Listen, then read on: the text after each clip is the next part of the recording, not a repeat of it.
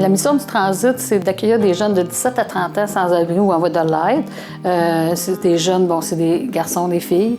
On les accueille pour des séjours des fois de 3 mois ou plus. La moyenne est beaucoup de 3 mois. Les jeunes qui viennent frapper à la porte, c'est des jeunes qui veulent reprendre du pouvoir sur leur vie, soit du retour à l'école, à l'emploi ou encore faire des démarches personnelles ou chercher du logement. Parce qu'on sait qu'à Rimouski, au niveau du logement, c'est pas vraiment évident avec le taux d'inoccupation de logement présent. Fait que notre mission, c'est vraiment d'aider des jeunes sans abri ou en voie de l'aide. Il y a différentes raisons pour venir chercher de l'aide à l'auberge. On a des jeunes, des fois, qui vivent de l'isolement. Il y a l'éclatement de la famille. Il y a l'éclatement du couple aussi. Il y a des jeunes qui vont sortir du centre jeunesse, d'autres qui, bon, malheureusement, ils ont fait un séjour en détention, puis là, ils ont besoin de reprendre du pouvoir sur leur vie. Fait qu'il y a des problèmes aussi, des problématiques au niveau de la santé mentale. Il y a des gens qui ont besoin de gérer leur anxiété. Il y a toutes sortes de raisons. C'est pour ça qu'on dit qu'on aide vraiment un jeune avec les différentes problématiques qui se greffent autour de lui, puis on va aller vers ce qu'il a envie de travailler. Mais il y a toutes sortes de raisons. Ça peut être monsieur et madame tout le monde. Ça peut être un jeune qui est au cégep, qui a mal géré sa bourse, puis là, il n'y arrive plus, puis il voudrait finir sa session. On aide beaucoup de gens. Dernièrement, même, on a eu beaucoup de jeunes au niveau des étudiants internationaux qui sont arrivés, puis il n'y avait pas de logement. Fait qu'on leur a donné un coup de main au mois d'août pour qu'ils puissent, après ça, avec le cégep, en collaboration avec le cégep, qu'ils se trouvent aussi un logement. Là. Mais c'est sûr qu'il y a toutes sortes de raisons pour venir au transit. Là.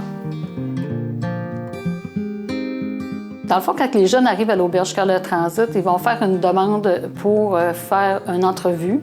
Parce que nous, on a besoin de savoir vraiment si on peut répondre aux besoins des jeunes ou si on doit les référer ailleurs. Parce que ça se peut qu'on ne soit pas capable de répondre aux besoins que le jeune a à combler, finalement. L'intervenant va le rencontrer. Il va faire le tour un peu de ses objectifs, de qu'est-ce qu'il veut venir chercher ici. C'est sûr que nous, on offre un cadre. C'est volontaire venir à l'auberge. Donc, le jeune, il faut qu'il vienne volontairement, puis il faut qu'il ait envie d'un changement par rapport à sa situation actuelle, qu'il veut venir pas seulement chercher un toit et à manger. Il faut qu'ils viennent aussi chercher un désir de changement par rapport à sa situation. Dans le fond, quand il arrive, on l'accueille, on fait le protocole. Après ça, il y a un intervenant qui va faire son suivi. Fait qu'il va avoir un intervenant de suivi qui va l'aider dans ses démarches personnelles ou professionnelles s'il vient chercher quelque chose comme l'emploi ou l'école. Puis après ça, il va avoir aussi un suivi budgétaire. Parce que c'est sûr que nous, nos valeurs, c'est l'autonomie, le respect et la responsabilisation. Donc, c'est ce qu'on cherche à pouvoir redonner aux jeunes qui viennent chercher à l'auberge. Quand ils arrivent, il y a tout un cadre à respecter. T'sais, on a des heures pour se lever, des heures pour faire des démarches, des heures pour faire les repas, parce que c'est eux qui font aussi à manger. L'intervenant qui est sur place va les accompagner, puis c'est encore pour favoriser l'autonomie du jeune quand il va partir d'ici. Fait que dans le fond, c'est de l'accompagnement. On ne fait pas pour le jeune, on n'est pas en prise en charge. On accompagne le jeune dans ce qu'il veut. Les habitudes de vie, c'est quelque chose, c'est un cadre qu'on a mis en place justement pour qu'il y ait une structure. Les gens qui viennent en hébergement, ils ont besoin d'une structure. Ils le nomment souvent aussi. Donc, la structure est mise en place. Les habitudes de vie, c'est des heures de lever, des heures de coucher, des heures de rentrée.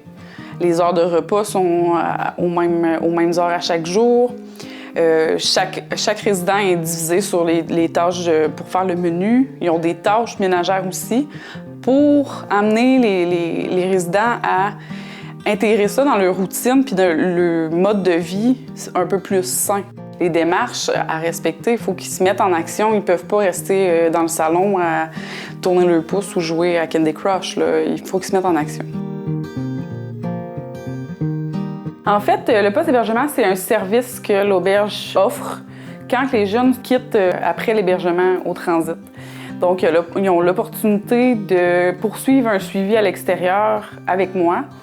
Je peux faire des accompagnements divers, médicaux, ça peut être pour de l'épicerie, ça peut être... J'en fais tellement que ça peut être c'est très global. On offre aussi des cuisines collectives et des soupers communautaires. Les cuisines collectives, les anciens ont l'opportunité de venir cuisiner des repas et repartir avec des portions. Puis les soupers communautaires, ils viennent souper avec nous, puis ça fait convivialité, puis ils gardent un lien avec l'auberge à ce moment-là. Le post-hébergement, c'est aussi des suivis individuels, c'est aussi mes appartements avec support communautaire. On a accès à 2 appartements avec support communautaire, où est-ce qu'ils peuvent poursuivre, c'est comme une espèce de transition par la suite, où ils peuvent poursuivre les acquis en hébergement, mais en ayant encore un suivi à l'externe avec moi.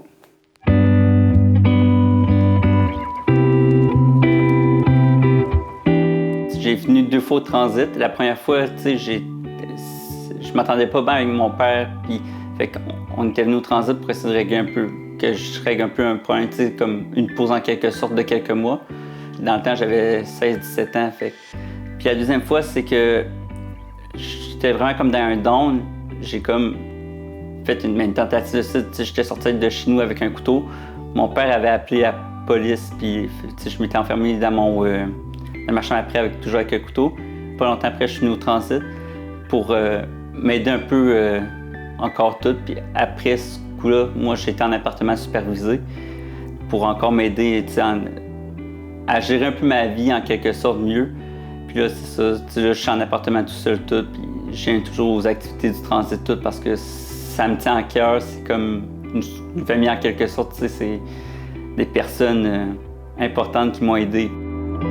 Ça a vraiment été important parce que ça m'a aidé un peu à me mettre en ordre, on va dire, mentalement. Ça m'aide aussi à... j'avais mes amis tout, mais ça m'aide aussi à voir d'autres personnes, des fois qui ont suivi le même chemin, des fois non.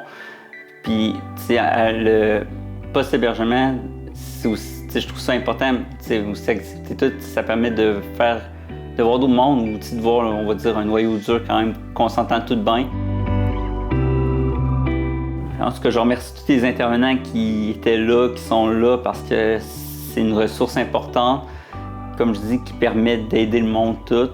J'ai beaucoup aimé être là. C'est sûr que des fois, quand on est ici sur le coup, on se demande si c'est important, on ne trouve pas ça important. Mais quand on quitte, après ça, on se dit OK, c'était important, c'était fort en quelque sorte. Comme qu'on dit, c'est quand on perd quelque chose qu'on remarque l'importance que ça avait.